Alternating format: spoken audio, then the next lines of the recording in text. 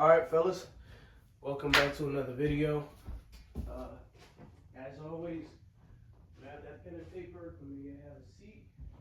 Let's get ready to learn something new. Last video, we learned about the smash concept. This video, we have, instead of one concept, we're gonna learn two different concepts today. Just because I wasn't able to find as many clips with successful plays of these concepts, but so there's not a lot to watch on, but I just want you guys to understand the concept. Not necessarily, watch the highlights, but understand the concept. So the first one will be the Ohio concept. And the second one would be the slot fade concept, that one is very self-explanatory, but we'll still break it down. So here we go, Ohio concept. This is mainly ran out of a two receiver. This is mainly ran with two receivers. So there's a two receiver combo. We got the outside receiver running a fade ball or go ball, whatever you want to call it, 9 ball, and the inside receiver, which 9 times out of 10 will be the flanker, or it could be the Y.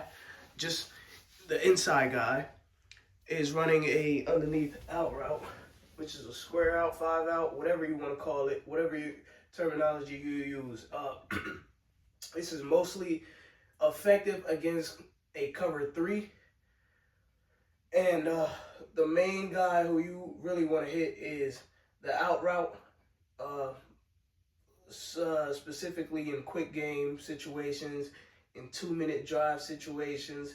This is like a drive starter. You want to hit this out route, get out of bounds, and get back to the line. But ultimately, you want to be able to come back to this fade later on in the game, later on in the drive, because this corner would have registered that, all right, if this happens again, I'm going to try to get a beat on it, on the out route, and have this guy run by him. This is why it's most effective against a cover 3. But in this situation, they're running man, and your favorite matchup, obviously, your route runner, Davante Adams. Your favorite matchup is out here. I would hit him, which he does break open, but he doesn't get hit. We go up top and target Garrett Wilson, which is also not a bad idea because he does win on his route. He does get over the top, but just not a connection on this play.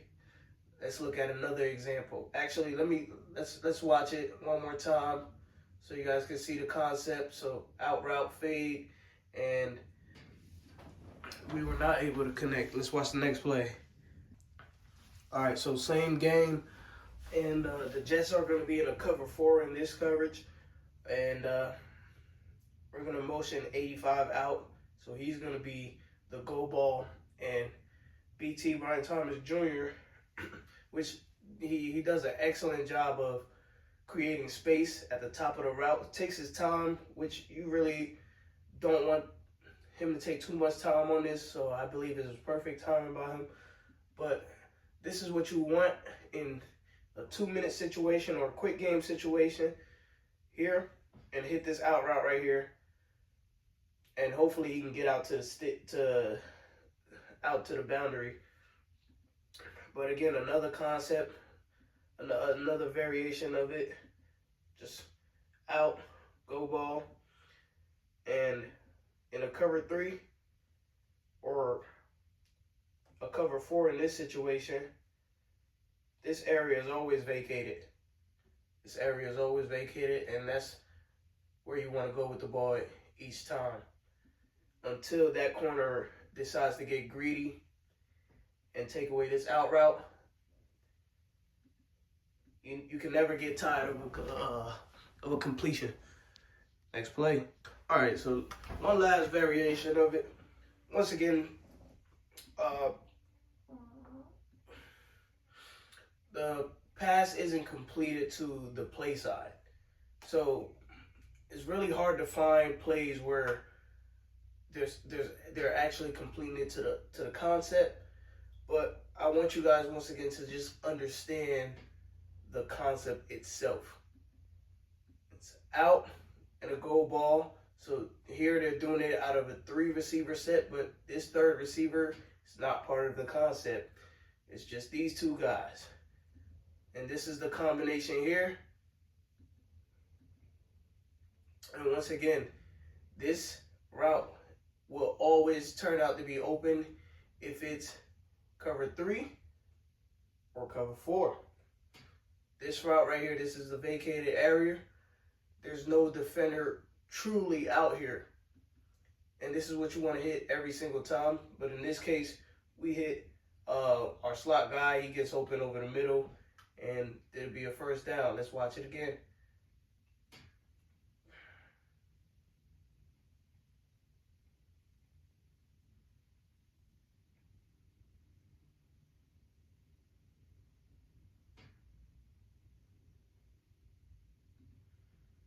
So guy motions out.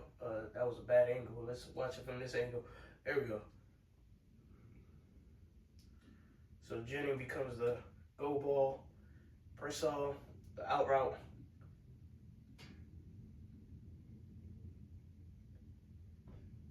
So either or, you could have completed to either one.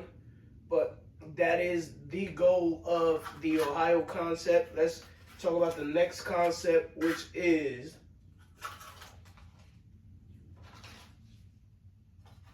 the slot fade.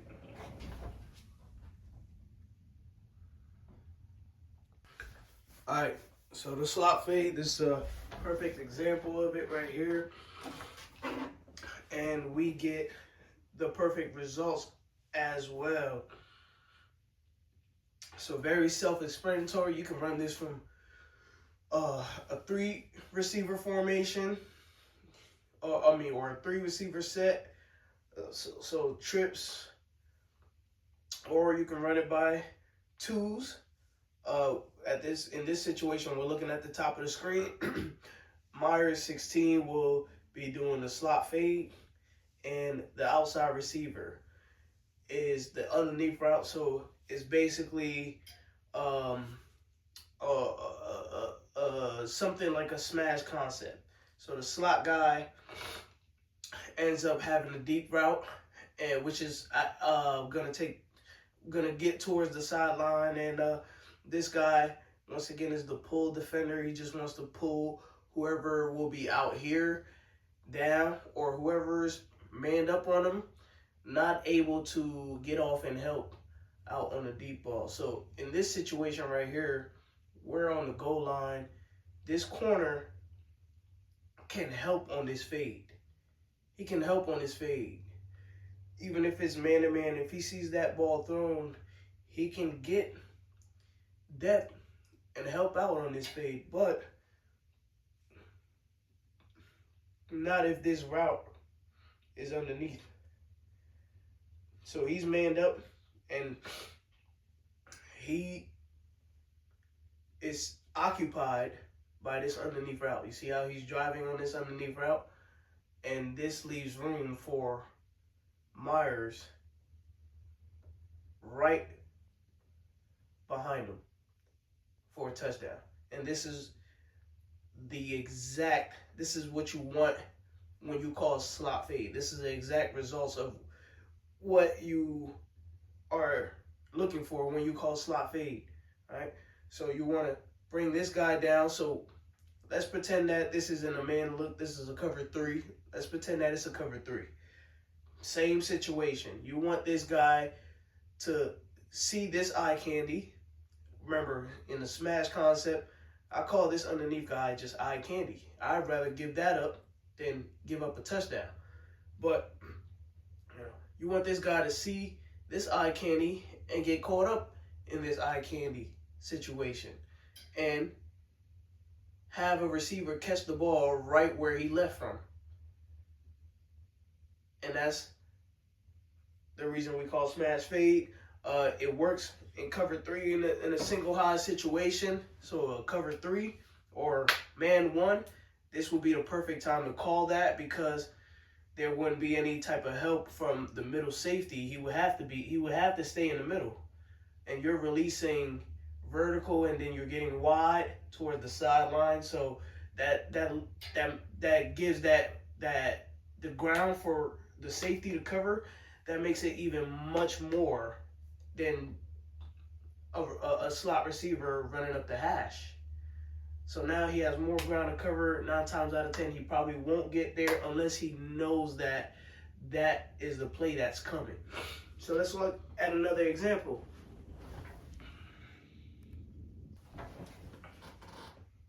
All right, so this is a final example, slot fade again. This time, once again, the Jaguars do a lot of motioning this guy outside of BT and letting him operate from the slot. And they feel like that's the best matchup. And we get something positive out of this. We get a pass interference call out of this. But once again, you guys want to do this out of a cover 3 or a cover 1 look. Wherever there's a middle safety who has to stay in the middle and he can't get to the boundary as quickly, that's when you want to call this slot fade. And it's exactly what we have here. So we're able to draw a pass interference, but I want you to keep your eyes on this middle safety. He's at the top of the screen. Look how this ball is thrown and he's not able to get all the way. He's not even able to get to the numbers to even be remotely close to this pass. So this is the reason why we call slot fade, because this is the reason why we call slot fades in this situation with middle safety situation. He is not able to get out there. If we were able to call it to the opposite side, he probably wouldn't be able to get out there either. Granted, he is starting off on the opposite side, so it'd be easier for him to get out there. But if he's starting off at the middle, which, you know, at the snap of the ball, that's where he's running to, so it'd be hard for him to even flip his hips that fast in order to go cover that slot fade. But he's running to the middle, and he has basically anything coming up the seams, right? That's where it's more realistic for him to make a play on the ball. If it's outside the numbers and outside the numbers, it makes it much more difficult for him to be a safety. And we draw a pass interference here. So, guys, like I said, as I always say this, comment down below any questions you may have. Anything that you might want to learn, comment down below, and I got you guys. All right, hope you guys learned something today. Like it, thumbs up, share it with somebody, and as always, folks, I'll catch you on the next video. Peace.